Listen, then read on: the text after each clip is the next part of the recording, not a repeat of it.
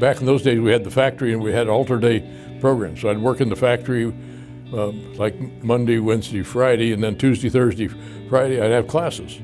And that balance just forced you to be looking at both things. And that mix is really unusual. Because you get in a university, the other two I've been deeply involved in, ASU and the University of Southern California, that kind of a program doesn't really exist. The students will get certain internships sometimes at companies or whatever, but it's completely different than having really being immersed in it there. Again, the fundamental wasn't whether I got the exam right or not, but was I learning? And it really, very few faculty members in most places focus on the learning rather than the teaching. My mother had subscribed to the Now magazine, and I was reading that from time to time. I said, I'm going to look into this.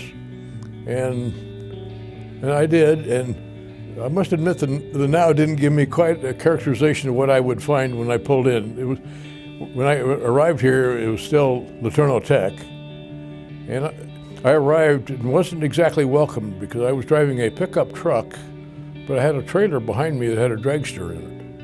Oh, they weren't too sure about all this. So it was not love at first sight, and I had no idea that basically we were dealing with the barracks that we were at that time. So it was a real eye-opener.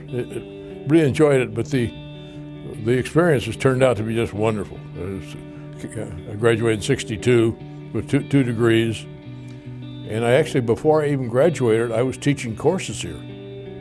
So that's quite a transition from showing up with your dragster, and then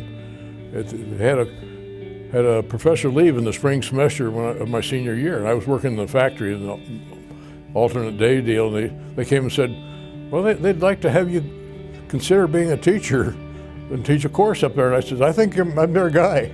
That's the one thing the factory taught me is I don't want to work in a factory. So I really respect the people that do it, and I've run factories, but that was anyway quite a start on it. And I taught then in that summer, and actually went to graduate school.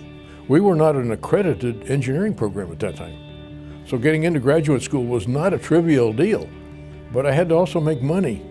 So I started working with a company, then it was called Air Research, made gas turbines and later jet engines and so on. I was also in parallel getting my master's and PhD. So '69 I went in to quit, told the big boss, Big Roy, because he was about 6'6" and former basketball player at University of Washington area, and really dynamic guy, really smart guy. And I went in to quit with him, and he says, why would you do that? And I said, well, that's why I went and got a PhD, was to go be on a faculty somewhere, and here's a school that's offering me money. And by the way, pay was way more than what I was getting. And here's what I told him, here's what they offered. Next day he came and says, if your pay was this, would you consider staying? So had an unheard of raise in industry, a 43% raise.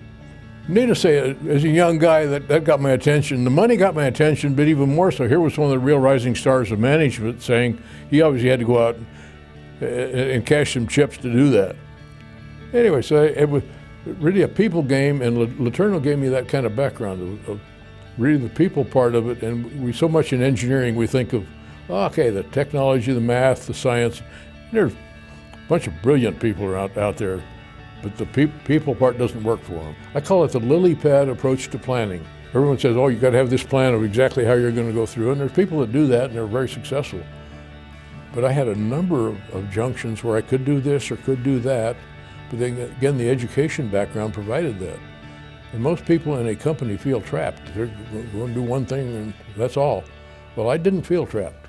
I could walk out and go teach somewhere next day. But it was really a blessing of people that became mentors or whatever. And I didn't go seeking that, but I looked back and I said, wow, that was neat.